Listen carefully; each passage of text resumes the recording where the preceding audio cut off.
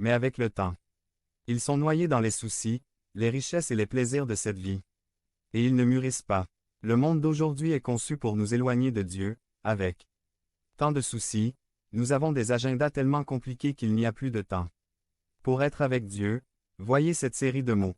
Souci, quelqu'un s'inquiète pour quelque chose ici aujourd'hui, le stress et la maladie, que la plupart des décès se produisent aujourd'hui dans le monde et aussi l'inquiétude quand elle n'est pas remise au pied du Seigneur dans la prière, cela se transforme en amertume. J'aime la façon dont l'Écriture dit qu'ils vous noient, en d'autres termes, ils vous ont empêché de réparer jusqu'à ce qu'ils vous tuent. Richesse argent c'est très nécessaire mais quand nous l'investissons dans la priorité la plus importante devant Dieu nous vivrons toujours sans sens, cela ne pourra jamais remplir nos cœurs de bonheur car le bonheur ne s'obtient pas là, c'est comme aller à la pharmacie et commander des tacos de pasteur pour le dîner, ce n'est tout simplement pas le bon endroit. L'argent ne pourra pas sauver notre âme et ensuite les plaisirs de cette vie. J'ai adoré la phrase de Juan Pablo. Vous voulez que Dieu change vraiment votre vie, vous devez donner soi-même, pleinement et arrête de jouer aux chrétiens. Pour mûrir, tu dois renoncer à beaucoup de plaisirs.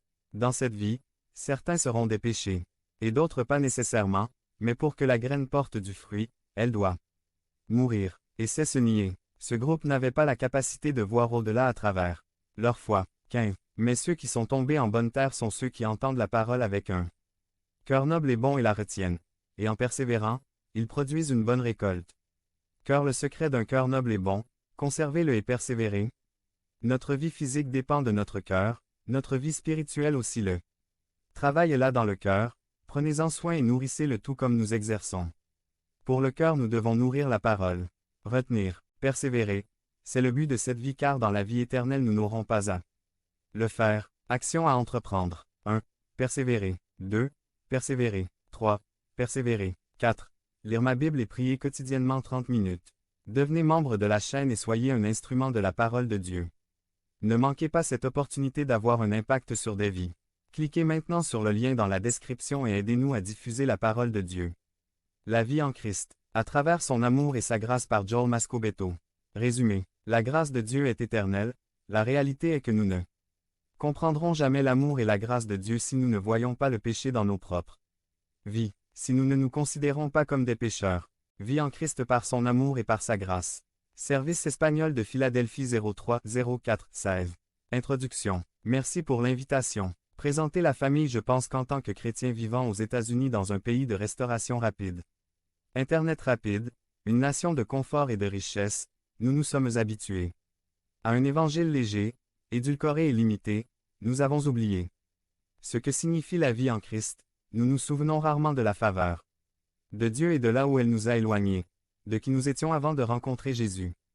Nous vivons dans un pays où nous avons tous des droits, peut-être pensons-nous que nous avons le droit de mériter la faveur de Dieu, les bénédictions de Dieu. 376. L'apôtre Paul nous raconte son passé, en se souvenant de ses péchés et de la grâce abondante de Dieu, qui l'a transformé en apôtre des païens. Paul nous dit ce que signifie une nouvelle vie en Christ. Lisons 1 Timothée 1, 12 à 17 NIV. 12 Je remercie celui qui me fortifie, Jésus-Christ notre Seigneur, de ce qu'il m'a estimé digne de confiance en me mettant à son service. 13 Autrefois, j'étais un blasphémateur, un persécuteur et un homme insolent. Mais Dieu a eu pitié de moi. Parce que j'étais incroyant et que j'ai agi dans l'ignorance. 14 Mais la grâce de notre Seigneur s'est répandue en abondance sur moi, avec la foi et l'amour